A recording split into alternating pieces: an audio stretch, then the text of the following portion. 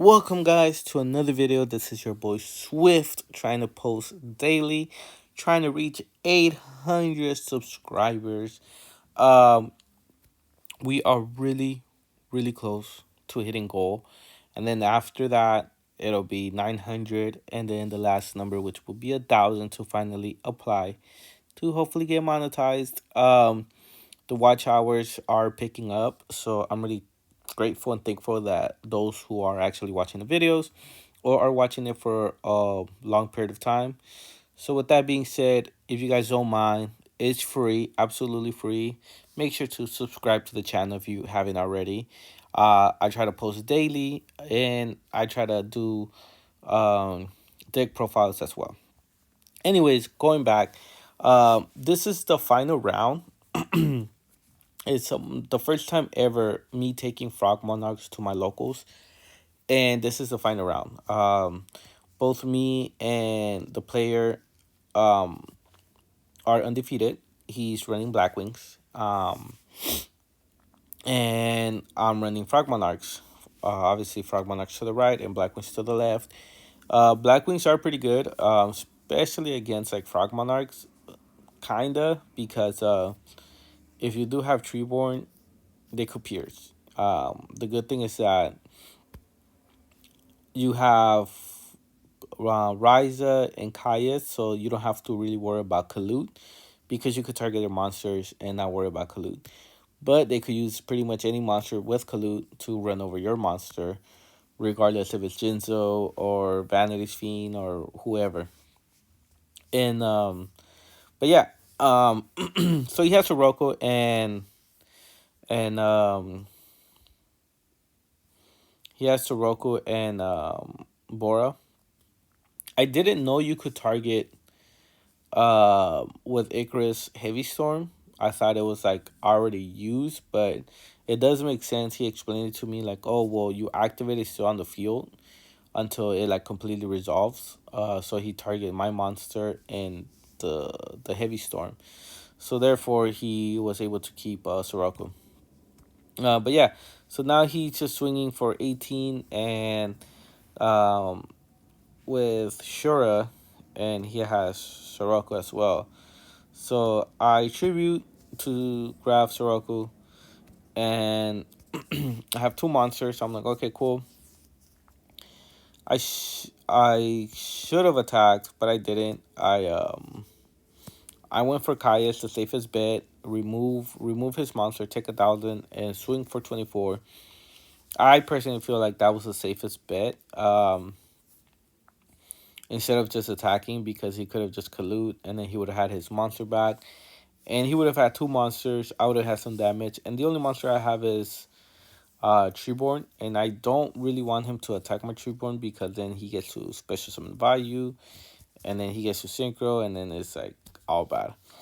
But he does run Fossil Dino. He mains Fossil Dino. That was crazy. If it wasn't because of Fossil Dino, I would have been able to get my Treeborn back, and then I would have been able to tribute. I'm pretty sure I have tributes. But with Fossil Dino, I can get that one up because I can special summon. So that kind of hurts pretty bad. And my frogs are pretty weak. That cannot run over 1,200, and I cannot even like run into it where like we both die. So I just have to kind of like figure out other ways to get rid of it. But yeah, this Fossil Dino tech card, because I don't see a lot of Blackwings meaning it. A lot of people side deck that in, but I'm gonna call that his tech card. That tech card actually helped him out a lot because I was able to pop off, but I couldn't anymore because my Treeborn couldn't be special summoned, and I therefore I couldn't tribute. So then it's like it kind of sucks. But I did soul release, I mean soul exchange, and got rid of both monsters. He used his bottomless, so then he pretty much used up all his cards, which is really good. He Blizzard, he I was hoping for him to go for a level 6 because I had rises, so I'm like I hope he goes for that for 2 synchro, and then I could just tribute my Treeborn. and return that monster back and not worry about anything. But he didn't. He kept both. And the only problem with that is like if he has Kayas, he could tribute. If he has Soroku, he could probably run over my like small hitters. So it was a good call for him that he did not tribute. I mean, synchro summon, because if he did, I would have just returned it back with Froggies. So then I special summon Frog, Treeborn, and then I'm thinking for a little bit. I tribute summon Ryza, and I target. I believe. Okay, so I target Shura, no, Bora, and then he has Soroku, so he summoned Soroku, special summon Pump, and killed me. He took round one. GG's. That was a good play because if, like I said, if he would have secret summoned, I think I would have had that and I would have had the upper advantage. Um, Summon Subtito tribute to special summon Swap Frog. Swap Frog's effect, it's to mill, and I would mill Treeborn Frog. So that's really good. Thin out my deck by 2 cards in just one play. It's not even one turn, it's just one play. It's really good. 40 card deck just automatically became 38. Uh, so all those little numbers, if you're new to the game, they matter a lot.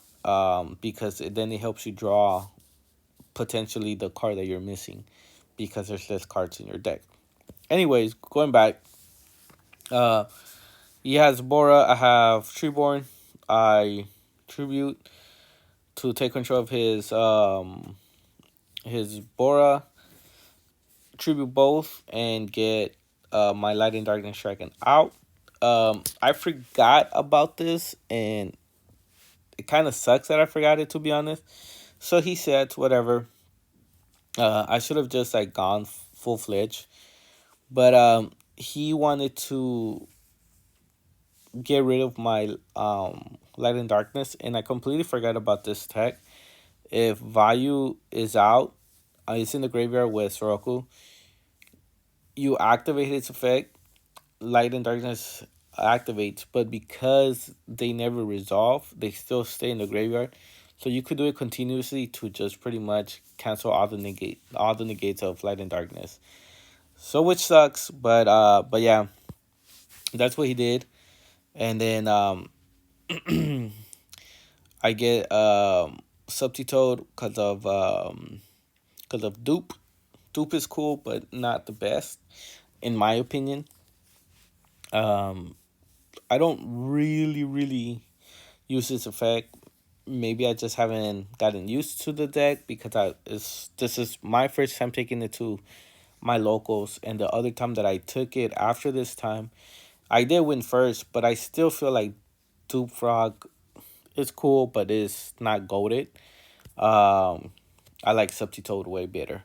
But yeah, so he has a full field, 3 back rows, 3 monsters, and I just have a Treeborn. I Nobleman of Extermination, one of his card, and it was a Solemn Judgment, which was really good.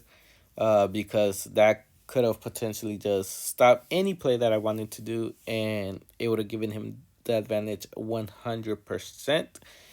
But yeah, so then I tribute Treeborn, summon Kaius, remove the synchro. He takes 1,000, and I believe I don't swing because he uses bottomless. So I got rid of 2 back rows and one monster with just a single play. I special summon Cyber Dragon, and I special summon Swap Frog.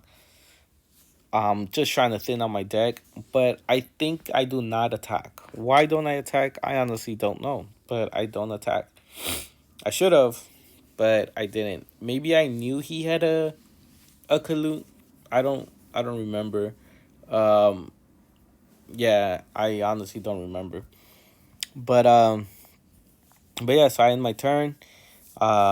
His turn, and then he summons Blizzard, special summons um a level 4, and then he's just gonna synchro summon because that's what Blackwings do. They swarm and they just go all out. You know, if they can, they'll do it 100%.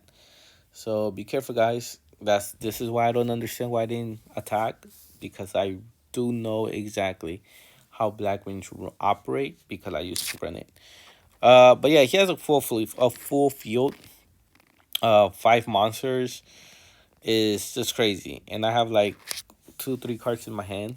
Um, and none of them is Lightning Vortex, unfortunately. But yeah, I think Lightning Vortex is pretty OP in Edison. In any deck, you could just implement it. If you have a discarding hand, then even better. But but yeah. So then I'm tribute Treeborn, and I summon Jinzo, attack. I'm just trying to do some damage, but honestly, I don't have anything. That's why I was like, fuck it. It is what it is. I know he won. But in this round, my opponent takes it. He takes first place. I take second place. But that was a GG's. Comment, like, and subscribe, boys. Thanks.